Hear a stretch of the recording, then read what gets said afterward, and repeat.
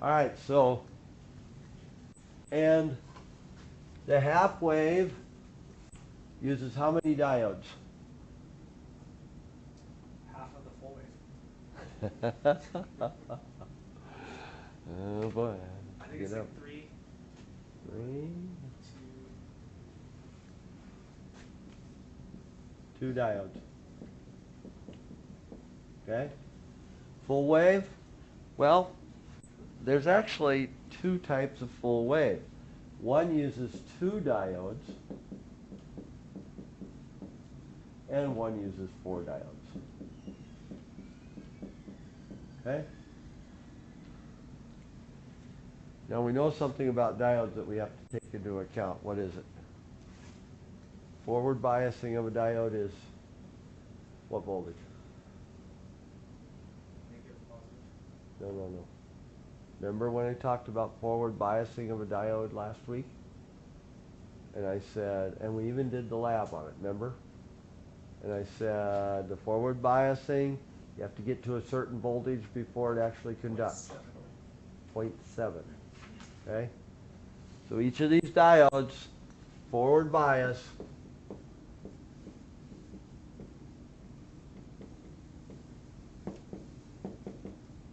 we have to take into account 0.7 volts. Okay? So whatever way we construct the power supply, we have to determine, do we have just one diode affecting our sine wave, or is it multiple diodes affecting our sine wave? Okay? So let's look in the book on page 272. And what we see is a transformer with a diode and a load R1. And in figure 27-4, we actually get a picture of the current flowing. Now, if we're going to do a single diode, so here's our transformer. Okay, and they show a diode, and then they show an RL load. That poor little guy can't see me here. Let's move him over here. You can see it. Okay, guy, there you go. Okay, so we got an RL load and D1, and when we look at the sine wave, a positive and a negative swing. What happens to one half of the sine wave? Well, obviously, current can go one direction. So we know that the current can go this way. What happens when it comes back this way? Cannot. So we get a swing, and then one part of the swing is erased. So what do we actually end up with? And notice we get a missing chunk, okay? So it doesn't just give you, it gives you a missing chunk, okay, with a half wave. So we have to deal with that missing chunk, because if we're going to actually filter this so that we get DC, we're going to have large enough filters to fill this in right here, right? So if we use full wave, and you know about full wave, we end up like this. We'll draw one. But our filtering has to be a lot less, because all we got to do is fill in that much. Okay. So the difference in the two, which we will go over more in advanced, has to be calculated out. You also have to consider the load when you do all your calculations. We're not going to do calculations on it, but I just want you to see it. What we are going to do is we're going to use a generator today and eliminate the transformer. Okay? So we're going to use a half wave, and by the way, that means it's 1 and 2 diodes.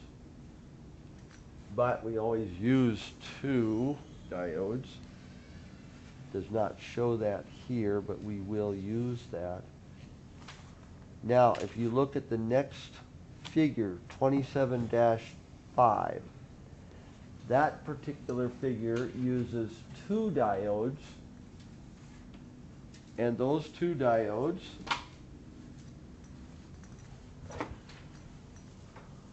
are used with a transformer. But what's different about that transformer? It allows us to use 2 diodes.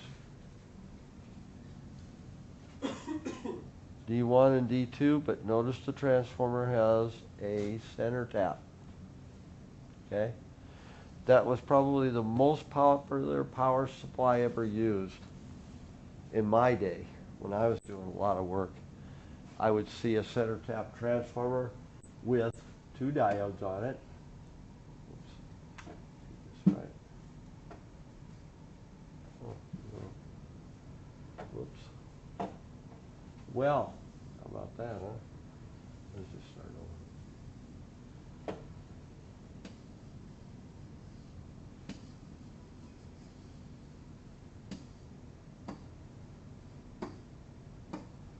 this right.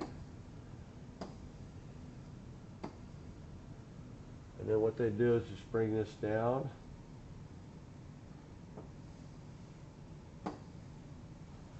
And you can see that in the figure. And we put our load right out here. Now, whoops, that's better.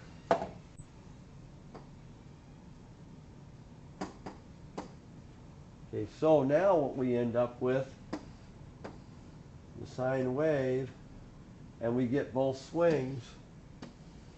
Essentially what it does is just put the -1 on top, okay? So now we just have to filter and fill that in with the capacitor, okay?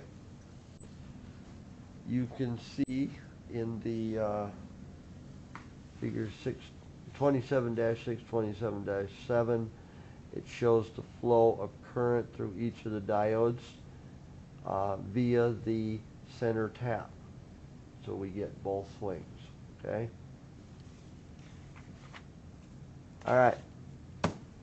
We will not be able to do that one today because we do not have center tap transformers, but the transformer that you use, that little power supply you use, that's exactly how it works as a center tap on it, okay?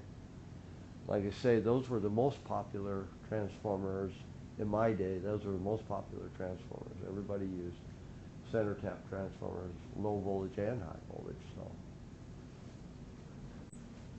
now, the last transformer, last but not least, is a bridge.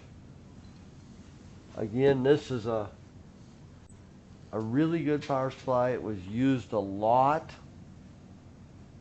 but each one of these, we only have to worry about, oops,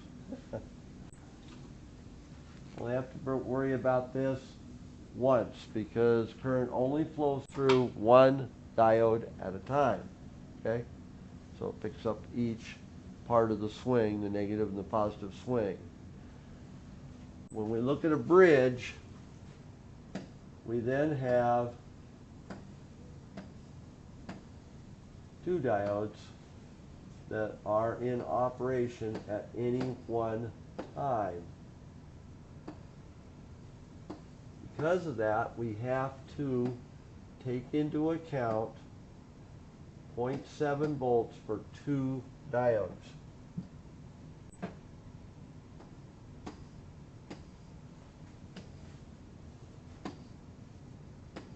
Okay, the AC always goes in between the diodes here, here, and here, and we end up with plus and minus on these 2 leads.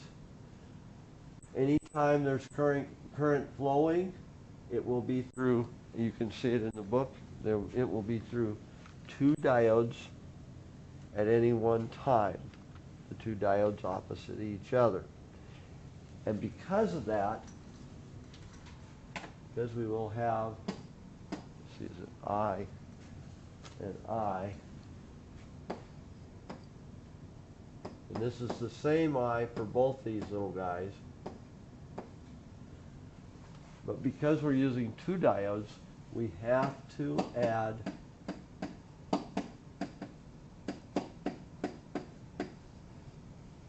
the two forward biases together. So that means that your power supply to operate at least needs to be at 1.4 volts, or it will never operate, because you have to overcome the bias of two diodes at once. Okay? So you have to keep that in mind. Bridge rectifiers are great unless you're trying to do really low voltages, and then you got a real problem. Okay? But you can use a half wave at 0.7 volts if you want to go down real low, or a center tapped if you want to go down really low. But when you're going to operate at higher frequencies, then you have to find some way to generate a center tap transformer. You can't just run the frequency straight into the rectifier. Okay? Today you're going to figure that out, because we're going to use generators to operate our power supplies, and we're going to run different frequencies straight into the rectifier circuit. We will not be able to use center tap because there's no way for our generators to emulate a center tap transformer. Okay? So, all right. So the two that we can actually use today, the half wave, really want it. Well, I guess better than the other way around. I'm drawing it for it. So we'll use this one, and we'll use the 1 and the 2 diode system, and we will use this one right here. This is a bridge diode system. We'll use this one. Okay. Before we actually went, when we had tubes, before we went to transistors, we had this system where the transformer actually had the tube plugged right in the top of the transformer, and it was for high voltage. We used to use a 5U4 a lot because they're about 1 amp, and they're good for 250, 300 volts. So that would give you the plate voltage for all your tubes in the circuit. And they actually just put the socket right in the top of the housing for the transformer, and you just plug that tube right into the top, and then whatever came out of that transformer was DC, so you could operate your plates. And then when they went to diodes, they actually made a little socket that had the diodes in it, and you take out the tube because they burned out, and you just put that little base of the socket with the diodes in it. You just plugged it into the top of that transformer, and then you had diodes instead. So now I don't remember what the forward biasing of the tube was, what voltage, but I believe it was more than what the diodes were. At high voltage, it wasn't a big deal, because if you're working 250 volts, even 1 volt loss across the junction wasn't a big deal, you know.